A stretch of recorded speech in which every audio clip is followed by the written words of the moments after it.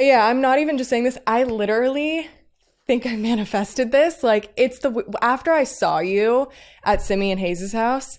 So that was a couple months ago. And then a few weeks ago, I was talking to my social media girl randomly. We were just talking about a bunch of stuff, and just kind of what I would love to represent, just talking about a new chapter for me and whatever. And she was like, who would you really want to like talk to or whatever? And I was like, it would be so cool to talk to Jay. And she was like, manifest मतलब होता है to make something happen by imagining. मतलब कि किसी चीज को सच कर देना, उसे सोच करके, उसके बारे में इमेजिन करके। I manifest success in every aspect of my life. मतलब कि मैं जीवन के हर क्षेत्र में सक्सेस को मैनिफेस्ट करता हूँ। मतलब कि सक्सेस के बारे में सोचता हूँ जिससे कि वो सच हो जाएगी मेरे हर लाइफ के हर क्षेत्र में। Every time I saw you do something with mental health and Vogue or any of the segments that you ever did, I was just like, she's amazing. Like, you know, it's incredible the way you were talking about it when you'd post about it. I'd be like, oh, this is incredible. Like to see you speaking so openly about it and vulnerably about it.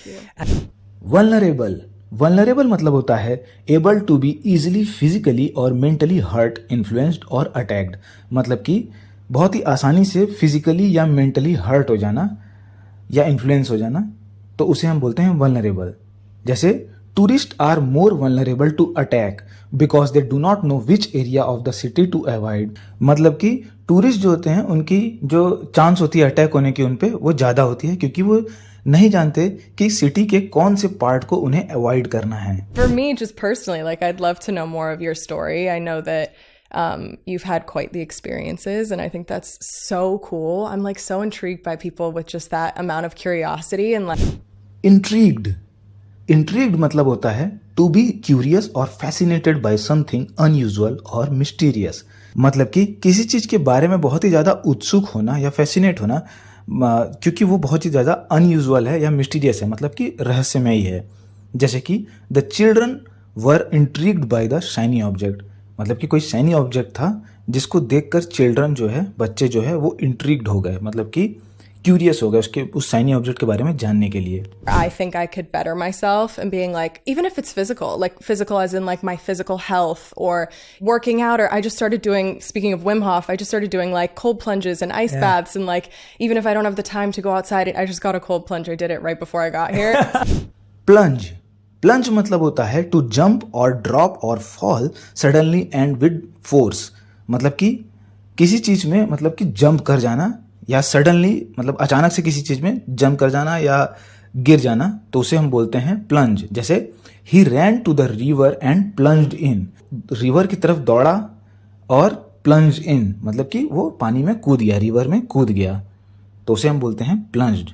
So yeah, and this is a, you know, for me genuinely, and I really do mean this, like the podcast has been a great excuse, or really from my side an intention to get to know people I really admire. yeah. Genuinely मतलब होता है truthfully, sincerely, really, actually. जैसे कि she was genuinely happy when he arrived. मतलब कि वो सच में, genuinely सच में हैप्पी थी जब वो आया। दूसरा सेंटेंस है I am genuinely sorry for what I said. ये आप बहुत जगह यूज कर सकते हैं अपने डेली लाइफ में। I am genuinely sorry for what I said. मैं सच में माफी चाहता हूँ जो मैंने आपको कहा उसके लिए। I grew up in a horse community, so where we grew up, horses everywhere, more trails than there were homes, really. And so I was always around horses, and I just was deeply in love with them. And I have no explanation, and that's why I say I feel like in past lives I have just been around horses. Trails मतलब होता है a track, sign और smell that is left behind. जैसे कि जब कोई चलता है तो उसके पंजे के निशान या उसकी स्मेल पीछे छूट जाती है, उसको हम बोलते हैं trails. The dogs ran off on the trail of the fox. मतलब कि जो कुत्ते थे वो फॉक्स के ट्रेल के पीछे दौड़े। I love that. I'm sure that's so refreshing for people to hear too, because I feel like people may from the outside perceive a life which obviously, like you said, for work it's busy and it's social, and of course you have wonderful friends, but perceive मतलब होता है to become aware of, know or identify by means of the senses, especially see, observe। मतलब कि किसी चीज के बारे में जागरूक होना, अवेयर होना, उसे देख करके या उसे ऑब्जर्व करके, तो उसका इसमें हम बोलते हैं परसीव। जैसे कि I perceived a note of happiness in her voice. मतलब कि मैंने देखा उसकी वॉइस में दुख को, मैंने परसीव किया उसकी वॉइस में दुख को. But to know that you can feel comfortable in your own company, and that's been a habit that you've developed over I time. crave simple things. Like I love my life and I love my job and I feel so fortunate. Crave मतलब होता है to have a strong desire for something either emotionally और physically. मतलब कि किसी चीज के बारे में बहुत ही ज्यादा इच्छा होना, इधर इमोशनली या तो फिजिकली. जैसे कि हम मीठा खाने के बारे में कई बार क्रेविंग करते हैं फिजिकली, तो उसे हम बोलते हैं क्रेव करना. I am craving for pizza या I am craving for laddoo. मतलब कि मैं लड्डू खाने के लिए मतलब बहुत ही ज़्यादा डिज़ायर, मेरी इच्छा हो रही है. या I am craving for affection, मतलब कि मैं प्यार पाने के लिए इच्छा रख रहा हूँ. Because there was a long period of time, I'd say the core 5 years of it, that I was extremely overworked, not my happiest, not because I wasn't doing what I loved, but just because I was overwhelmed. And I felt like I was saying yes to everything because I felt really, really grateful and really honored to be in the position that I was in. So I was always saying yes. Overwhelmed मतलब कि to cause somebody to feel such a strong emotion that she does not know how to react. मतलब कि किसी चीज के बारे में इतनी strong emotions पैदा होना कि समझ में ही नहीं आता है कि कैसे रिएक्ट करें. जैसे कि the new world champion was overwhelmed bye all the publicity. मतलब कि जो नया चैंपियन था उसको इतनी पब्लिसिटी मिली कि वो ओवरवेल्म्ड हो गया. वो समझ में नहीं आता है उसको कि वो कैसे रिएक्ट करे. इसी तरह हम कई बार बोलते हैं, हम कई बार हमारे पास ढेर सारे काम हो जाते हैं तो हमें समझ नहीं आता है कि हम कैसे रिएक्ट करें. तो उस केस में भी हम बोल सकते हैं I am overwhelmed.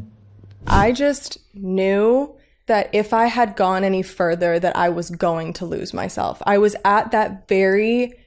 on the teeter-totter edge of that point where had I gone any further, I was probably not going to be great. Teeter totter का एक्चुअल मतलब होता है जो झूला होता है जिस पे बच्चे खेलते हैं, जो सीसॉ होता है, उसको हम टीटर टॉटर भी बोलते हैं. तो इसको हम एक इडियम की तरह भी यूज कर सकते हैं सेंटेंस में. जैसे कि my emotions teeter tottered between excitement and anxiety. मतलब कि जो मेरे इमोशंस हैं वो टीटर टॉटर हो रहे हैं खुशी और चिंता के बीच में. मतलब कि खुश भी हो रहा है और चिंता भी हो रहा है मेरा मन, तो उसे हम बोल रहे हैं टीटर टॉटर. मतलब टीटर टॉटर का अगर हिंदी मीनिंग डायरेक्ट आपको जानना हो तो उसे हम बोलेंगे ढुलमुल होना. मतलब कि लटके रहना, ना इधर का ना उधर का, समझ में ही ना आना. I want to be able to live with happiness. God forbid any of this ever went away. And I think that was a big moment for me of being like, I'm going to be okay if I don't get this job tomorrow. God forbid, ये आप बहुत जगह use कर सकते हैं. जैसे कि हम हिंदी में बोलते हैं कि भगवान ना करे करके सेंटेंस बोलते हैं ना, भगवान ना करे ऐसा हो, लेकिन अगर आपकी तबीयत खराब हो गई तो उस केस में हम गॉड फॉरबिड बोलते हैं इंग्लिश में. Hope that something will not happen, मतलब कि कुछ हो ना ऐसा, उसके लिए हम गॉड फॉरबिड का इस्तेमाल करते हैं. जैसे कि God forbid you should ever lose your job but if you do we will support you. मतलब कि भगवान ना करे आपकी जॉब चली जाए, पर अगर गई तो हम आपको सपोर्ट करने के लिए हैं. Also, like, you know, sometimes it feels weird to like say good things about yourself, but I've also learned a lot about talking to myself and a lot about looking in the mirror and being like, you're great, you're gorgeous, you're amazing, you're loyal, you're positive, you're so many, like, I love words of affirmation. I love just sitting there and reassuring myself of who I am. Reassure मतलब होता है to say or do something in order to stop somebody worrying or being afraid. मतलब कि किसी से कुछ ऐसा कहना जिससे कि वो चिंता करना या डरना बंद कर दे. जैसे कि the mechanic reassured her that the engine was fine.